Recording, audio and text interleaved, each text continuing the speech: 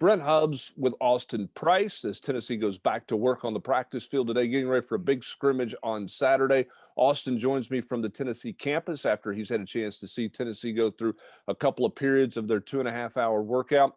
Austin, one of the more intriguing things to me about this team, offensively, everybody talks about fast, vertical passing game.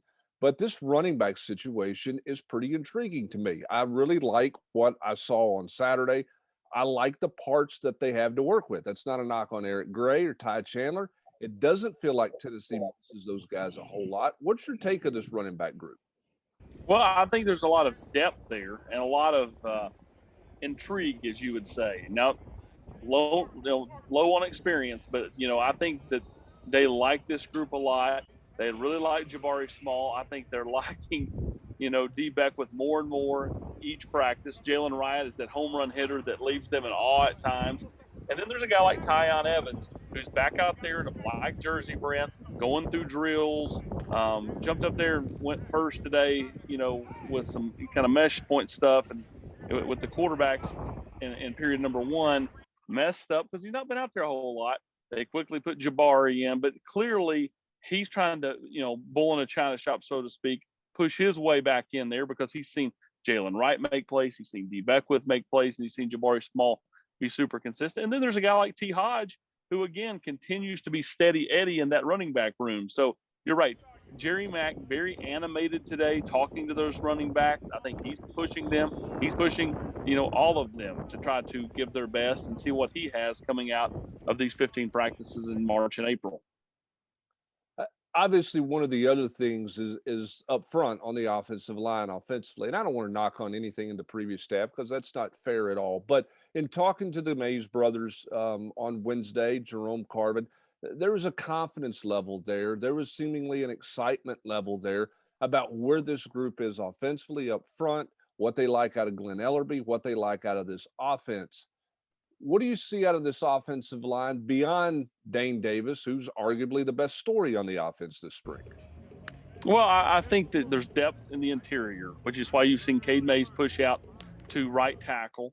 Although I do believe, Brent, that they plan on kind of scaling him back the rest of the way. I think you're going to see a heavy dose of Darnell Wright at right tackle and Dane Davis at left tackle, trying to see what they have in those two kids going forward, because ultimately they need depth at tackle.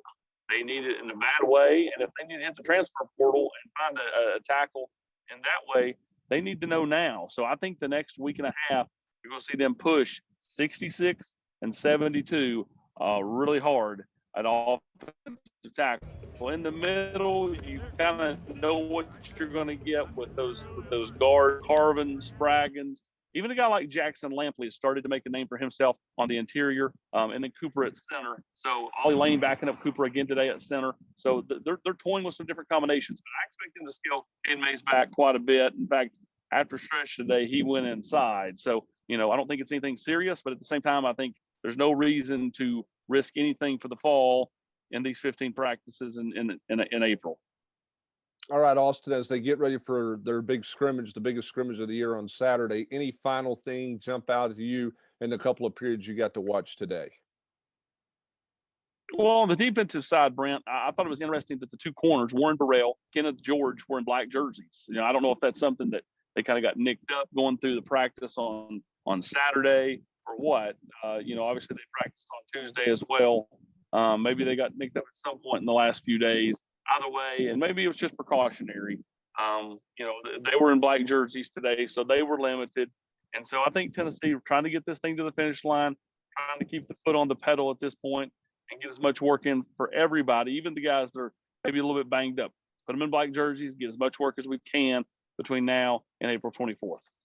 April 24th is the orange and white game. Work to be done before then. Obviously, the big scrimmage coming up on Saturday as well. We've got plenty of coverage at VolQuest.com. All the news and notes, observations up there. We'll have video tonight from Mike Eckler as well. That'll be entertaining. We know when he meets the media. Plenty of other coverage of Tennessee football coming up throughout the rest of the day. That's going to do it for this edition of the 2-Minute Drill. He's Austin Price. I'm Brent Hubbs, VolQuest.com.